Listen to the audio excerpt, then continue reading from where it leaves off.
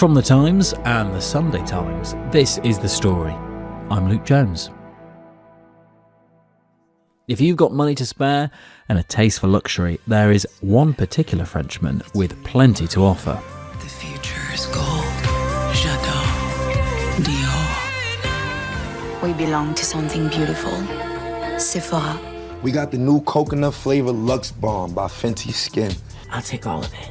Always reinvent. When I think of Dom Perignon, I think of celebration, good times. I think of I adventure. think of reinvention. Reinvention. Changing all the time. Dom Perignon. Transcending time. LVMH is an enormous luxury conglomerate. Recently, their bespoke Louis Vuitton trunks were carried onto World Cup pitches. Dior's Maison de Couture ensured that Taylor Swift and Travis Kelce had something nice to wear for their wedding day. And Veuve Clicquot, Moet et Chandon, Belvedere and Glenmorangie get all the ideas flowing at mine and Manveen's weekly planning meeting.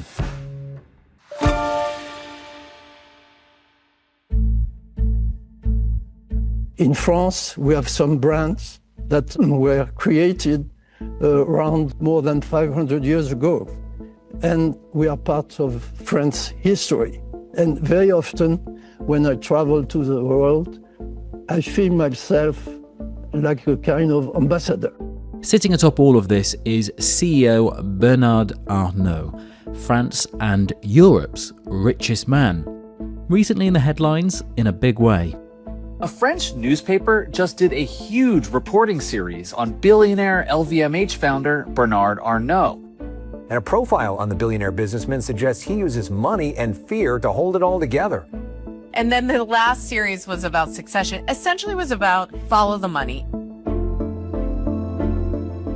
Arnault mocked the idea of a family feud, writing, "With the Arnauts, apparently there is no discussion, only plotting, no deliberation, only rivalry.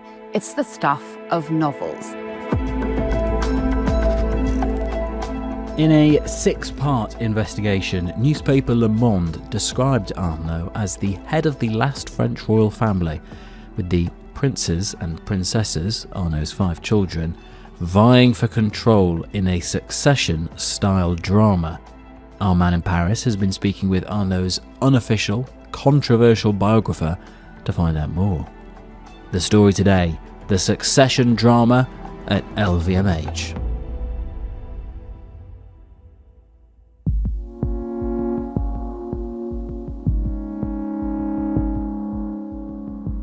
My name's Peter Conradi. I'm based in Paris as the Europe editor of the Sunday Times.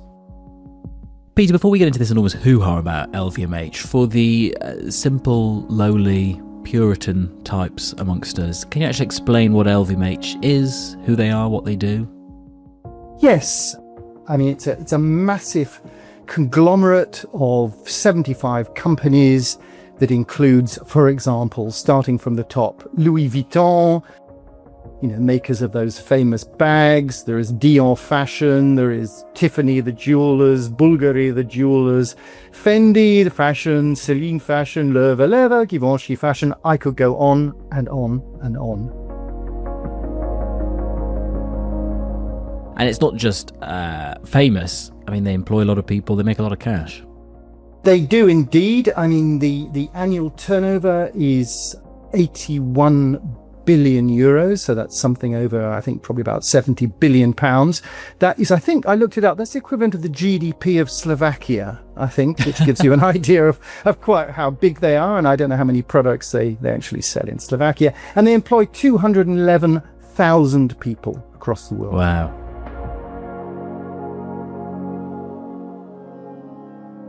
And if I'm an average French person, maybe even a Parisian, I mean, what's my view of LVMH? Am I quite proud of it? Is it how a sort of British person might think of Land Rover or something like that? I suppose so, yes. I mean, it's a huge company. You'll know the brands. You'll be proud of the brands, I suppose. You will have seen them in a lot of places, including at the Paris Olympics in 2024, when they were everywhere. When it comes, though, to Bernard Arnault, the boss, your view of him will probably depend on where you stand politically. So if you tend to be centre to the right, you will probably see him as a pretty effective captain of industry. If you are more on the left, you'll see him as an oligarch and somebody who doesn't really pay as many taxes as you think they should. Which brings us to this investigation by the newspaper Le Monde, a big 6-part investigation.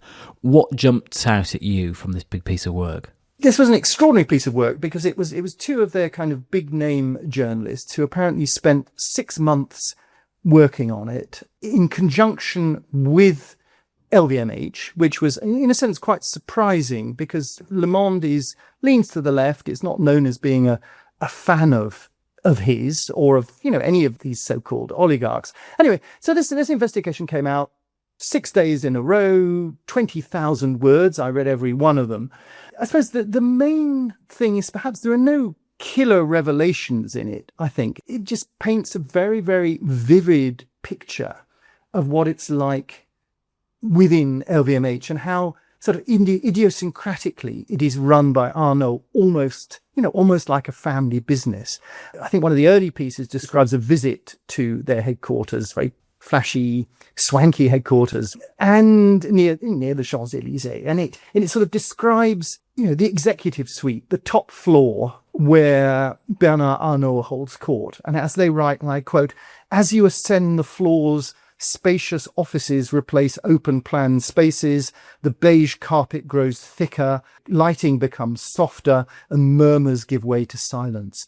On Monsieur's floor," now Monsieur is how everyone refers to Bernard Arnault, "on Monsieur's floor you encounter only butlers in formal dress and white gloves, and burly security guards, most of them former police officers, tasked with protecting the monarch." And they call him the head of France's last royal family. So, it's rich in anecdotes like that. And, it just conveys the way he micromanages everything. I mean, one of my favorite elements in this investigation was the control that he apparently exerts over Radio Classique, which is, a French classical music radio station, which he bought in 1999. He loves classical music. He's an accomplished pianist. His wife is a professional pianist, but he likes the traditional stuff rather than modern classical. And so apparently he keeps telling them he wants it to be more like classic FM in Britain.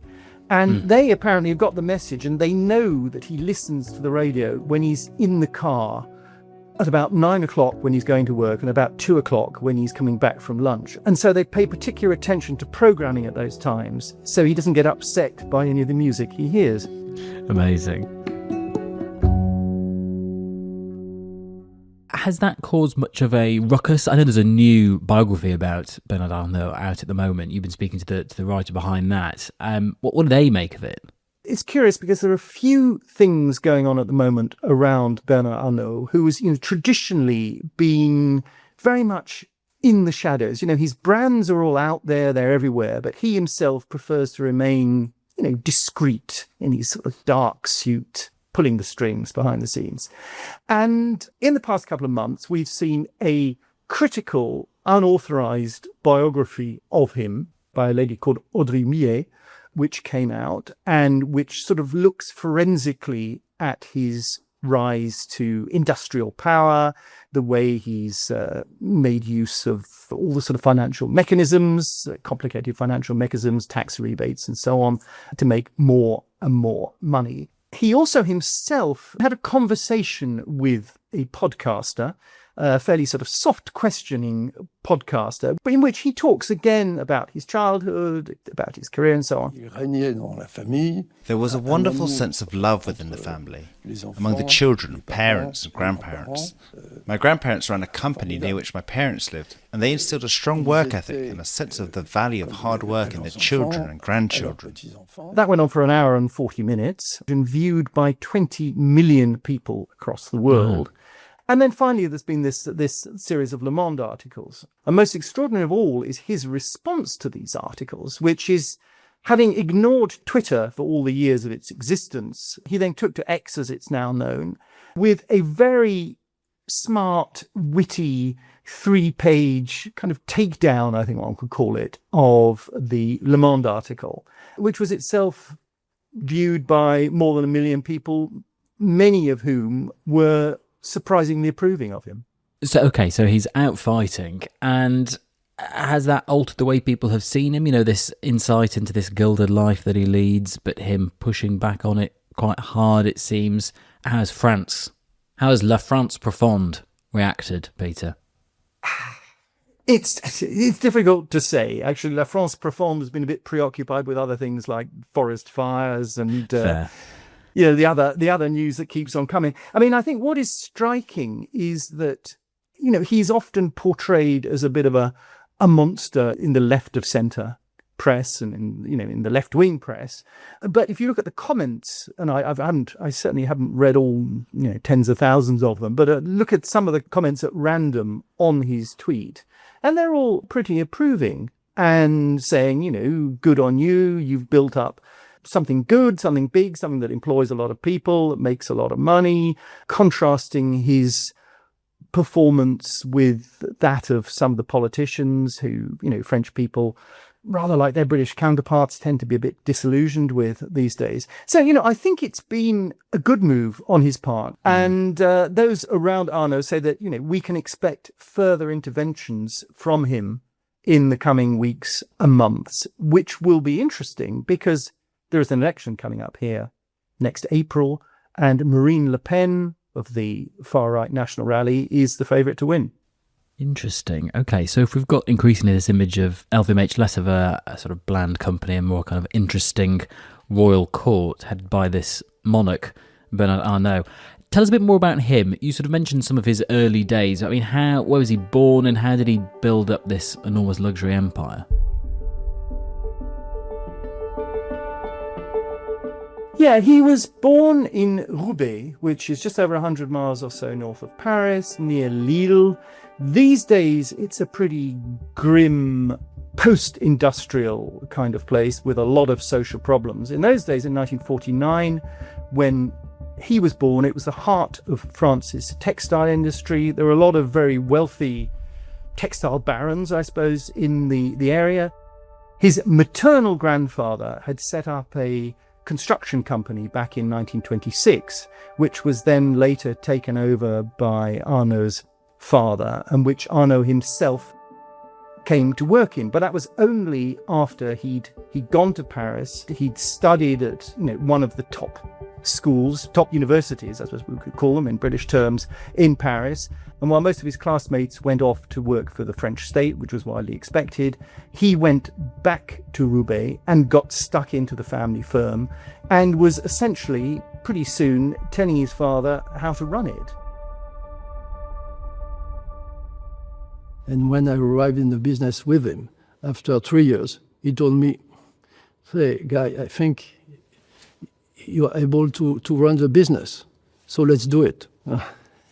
And he gave me the key. I was 25. Telling him to shift from just building buildings and flats and so on for other people into becoming a developer, selling directly to the public, which he could see was where the money was. And how did he end up with his hands on old Christian Dior? I was looking at several ideas and I hit Christian Dior. And immediately I thought this brand has a lot of potential. It is evaluated. It is small compared to what I thought the world was going to become. And so I moved to buy it.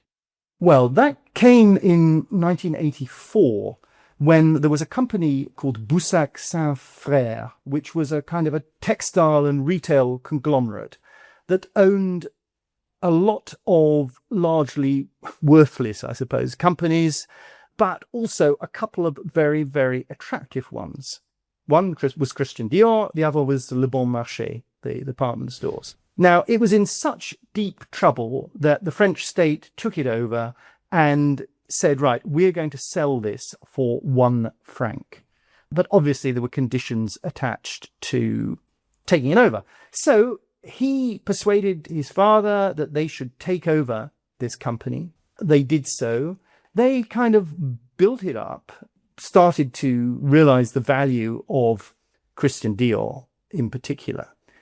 And, that took him away from construction and real estate. And 3 years later, attempts were being made to set up a merger between Louis Vuitton and Hennessy, well known for its cognac. And the two owners were sort of fighting a little bit among themselves.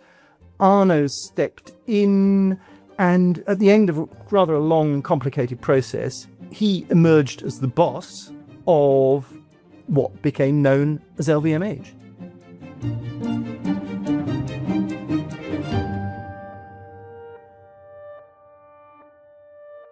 Amazing. And the value, particularly of Dior, amongst other things, obviously worth £1 at one point, but in terms of how France projects itself around the world, it is just an enormous brand. It is indeed. And he spotted that. I suppose that was an era when brands perhaps didn't have the cachet or the financial power that they have now. And he was clever enough to spot that. When I arrived in the US, the first time I went in the US in 1971, it's when I understood that the power of the name.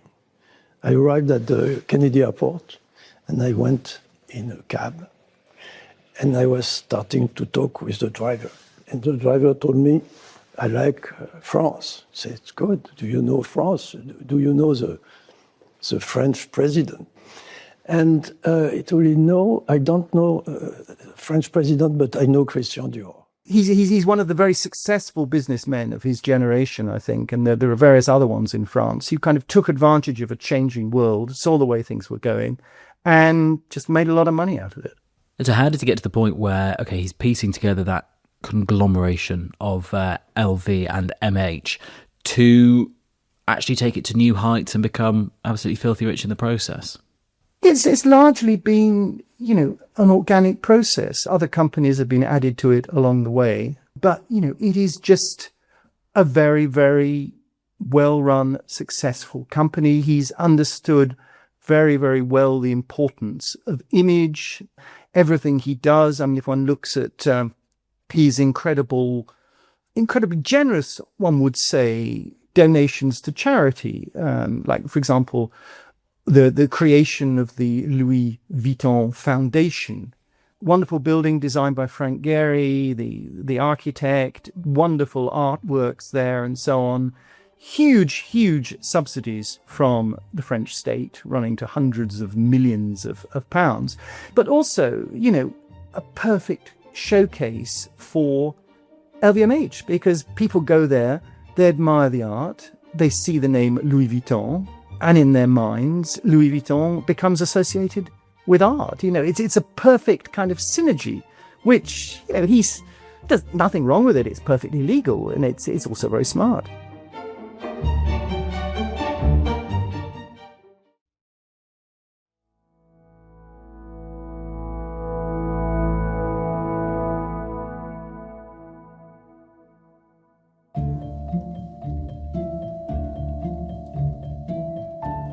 Peter, we've been discussing the luxury powerhouse LVMH and some of the dramas and intrigue that have been playing out in the pages of the French papers in the last few weeks, especially after an investigation by Le Monde.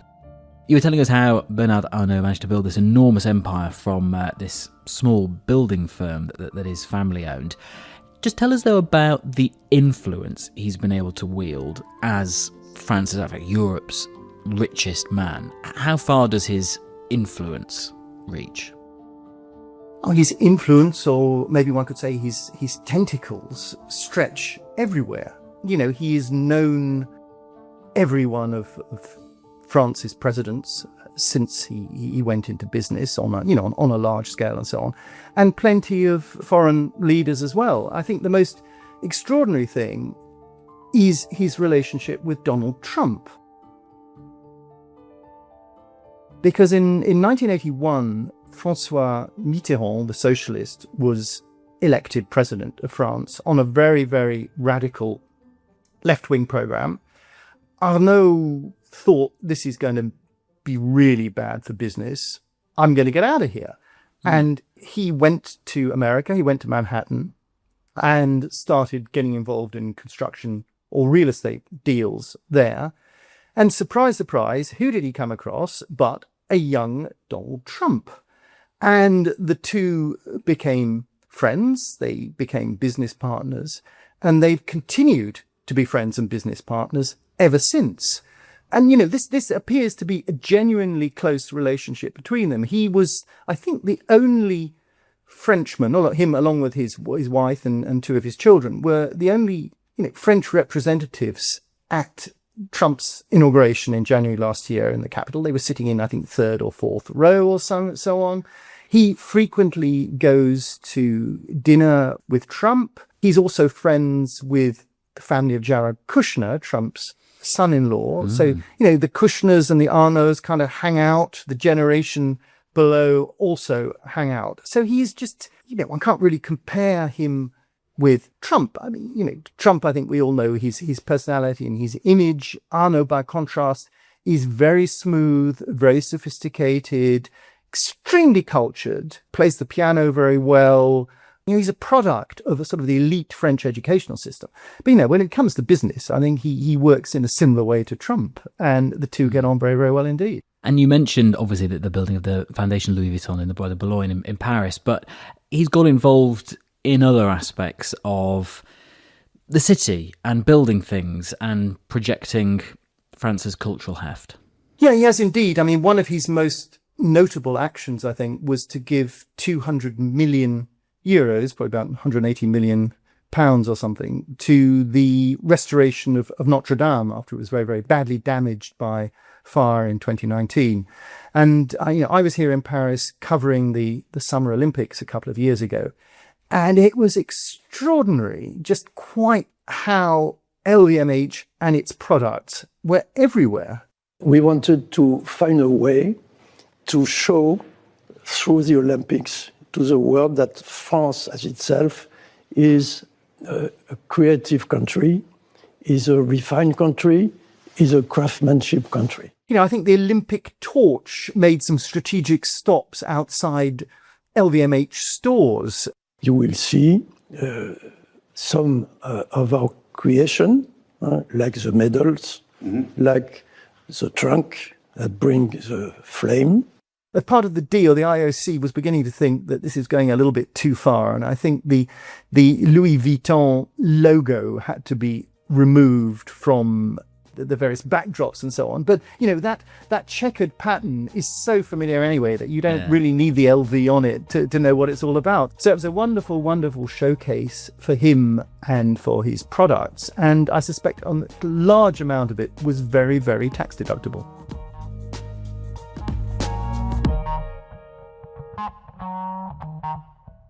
Quite amazing if it's the IOC which is saying, hang on, this is all getting a bit commercial here. Indeed. And what about actual hard politics, aside from all this sort of schmoozing and cultural stuff? I mean, does he actually get involved in sort of policy debates to kind of make things happen that he wants to see happen? There is one thing that Bernard Arnault feels very, very strongly about, and that is taxes, particularly corporate taxes. Well, funny that, yes, corporate taxes and taxes on entrepreneurs who create businesses, create those companies. Now, you know, obviously self-interest must play an enormous part in this, but I think it's also part of a general kind of feeling on his part that France is already a very, very heavily taxed country and that it is holding back other budding Bernard Arnaults. And, you know, I had a personal experience of this, a slightly bizarre personal experience of this last autumn when there was a big debate going on in France centered on an economist called Gabriel Zucman, who made waves with a demand that there should be a 2% tax on anyone's fortunes above 100 million euros. This was enthusiastically taken up by the left. There were some demonstrations going on at the time. People were waving banners with Zucman's name on it. I went along to interview him. Very nice, interesting, thoughtful young economist. In the course of the conversation, he started to complain about billionaires who didn't pay their fair share and cited Bernard Arnault. And I was thinking, that's a nice quote. And I was writing up my story for the newspaper. And a little light bulb went off in my head. And I thought, we better give Bernard Arnault a right of reply. But Big Bernie, I thought, is not going to bother to reply to a foreign newspaper. So I fired off an email on the Friday morning, I think, to a rather anonymous email box at LVMH, and was quite surprised that afternoon to get a call from his right-hand man,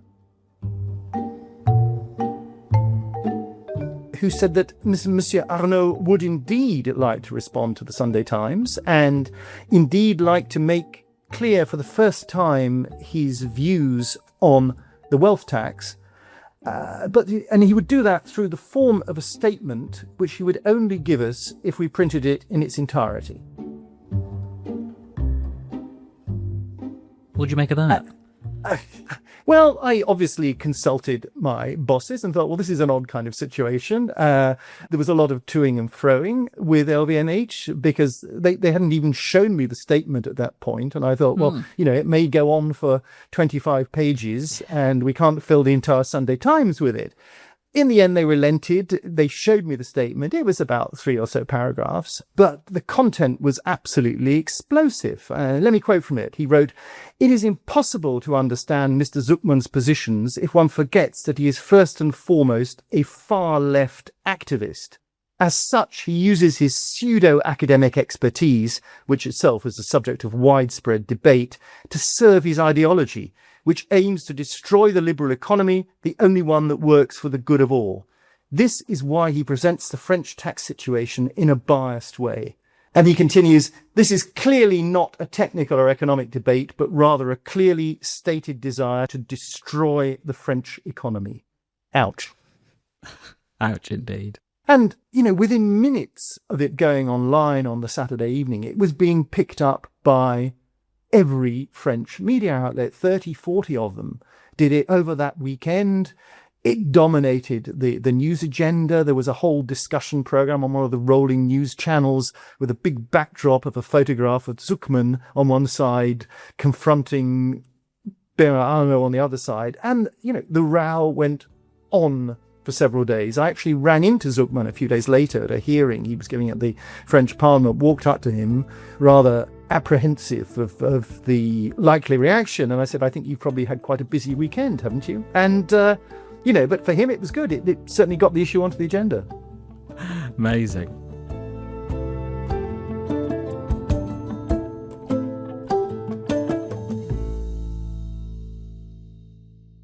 What happens next, though, with LVMH? Because obviously, Bernard Arnault, he's not ancient, but he is getting on. Is there much of a struggle, and did we get any insight that from the Le Monde piece and beyond, about the race to succeed him amongst his kids? Well, whether or not there's a struggle depends on who you ask. Now, if you ask Bernard Arnault, who is 77 going on 30, convinced that he's going to live for a long, long time more, plays tennis 4 hours a week, including sometimes with his, quotes, best friend, Roger Federer, the 8 times, I think, Wimbledon champion, there is no discussion at all about succession. The 5 kids who range in age from Delphine, who's 51, who's his eldest, and then she's followed by 4 boys, the last of whom, Jean, is 27. They all run different parts of the business. Delphine runs Christian Dior Couture.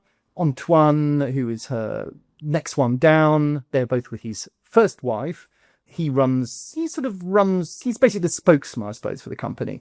And then another 3 boys, Alexandre, who is the deputy chief executive of Moët Hennessy, Frédéric, who runs Loro Piana, the sort of Italian cashmere brand, and the youngest, Jean, is the director of watches for LVMH. But, is there a succession struggle going on? It's not clear because, as it stands, they're all running their respective parts of the business. The reports of kind of clashes between them, particularly between the first group, the first 2, and the latter 3. how much is in that is not entirely clear. When I spoke to his biographer, she said the idea that he's trying to set them up for some kind of Squid Game style battle to see who is ultimately going to succeed him, is not true, because he has seen various other dynasties, particularly the Agnellis in Italy, and he's seen how after the patriarch's death, the whole thing got ripped apart and ended in lawsuits and acrimony and whatever. And, I think he likes to think that somehow they will find a way of sorting things between themselves. I mean, whether that actually turns out to be the case, we'll just have to wait and see. Why does any of this matter, Peter, do you think? I mean, it's important for business, it's important for column inches, but why should any of us care, would you say?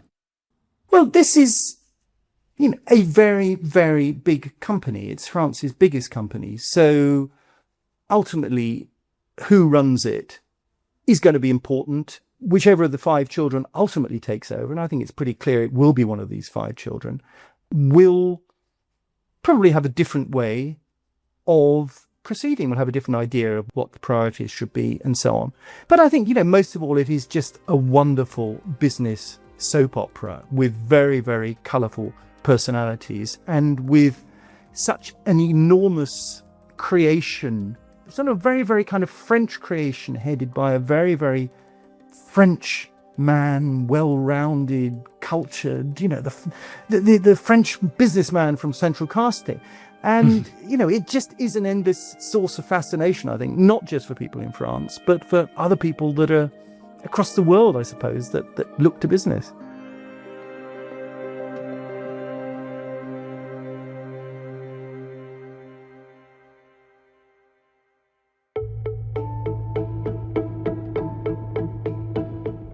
That was Peter Conradi, Europe editor for The Times and The Sunday Times. The story at thetimes.com is our email address should you like to get in touch at any point with questions, points, queries, praise perhaps. That is it from us today. Today's producers were Taryn, Siegel and Olivia Case. The executive producer was Edward Drummond. Sound design was by Dave Creasy and theme composition was by Mel Lasato. I'm Luke Jones. See you soon.